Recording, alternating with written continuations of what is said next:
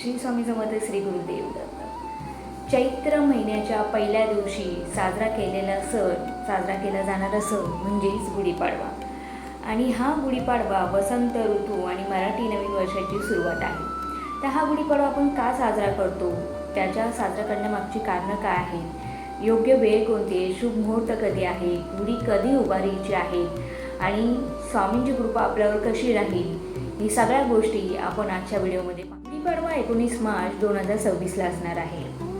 हा पाडवा आपल्या सगळ्यांसाठी सुख, शांती आणि समृद्धी घेऊन येणारा असणार आहे। तर मराठी नवीन वर्षाची सुरुवात आपण पाडव्या दिवशीपासूनच करतो। हिंदू पंचांगानुसार याला खूप अनन्यसाधारण महत्त्व आहे। या दिवशी आपण नवीन वस्तू, नवीन घर, नवीन संकल्प करू शकतो।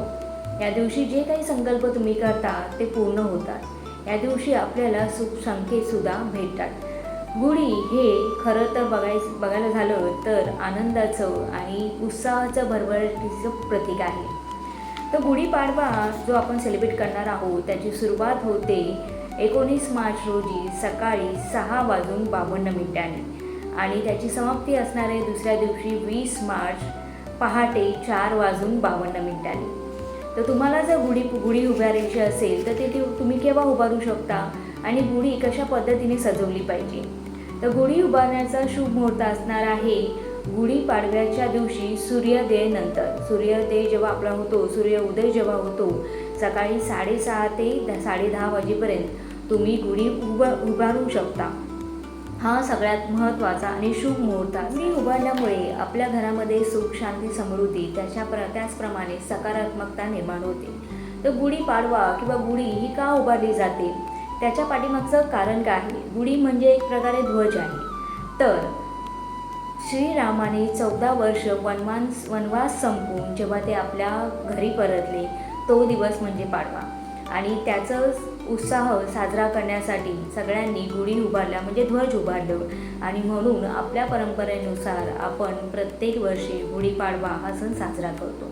त्याचप्रमाणे असंही म्हणतात की या सृष्टीची निर्मिती ब्रह्मदेवाने याच दिवशी केली होती, म्हणून आपण गुढीपाडवा हा सेलिब्रेट करतो।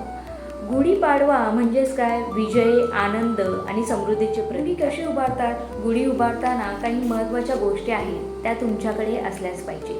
तर कोणत्या असणार आहेत त्या गोष्टी, सगळ्यात पहिला म्हणजे बांबू, रेशमाची किंवा एखादी नवीन कोरी साडी, साखरेच्या माळा असतात त्या माळा, फुलांची माळ, आंब्याची डहाळे, कडुलिंबाची डहाळे, कडुलिंबाची पाने ही ह्या दिवशी आपल्याला लागतात।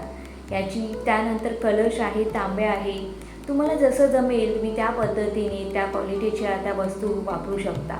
पण ह्या गोष्टी महत्त्वाच्या असतात आणि गरजेच्या असतात।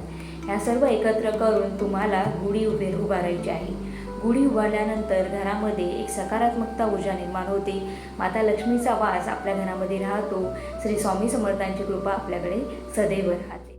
गुढी घराच्या उजव्या बाजूला तुम्हाला उभी करायची आहे। घरात तुम्हाला जर दरवाजाची ते जागा नसेल, बाल्कनी असेल, अंगण असेल, तुम्हाला घराच्या उजव्या बाजूला ही गुढी उभारायची आहे।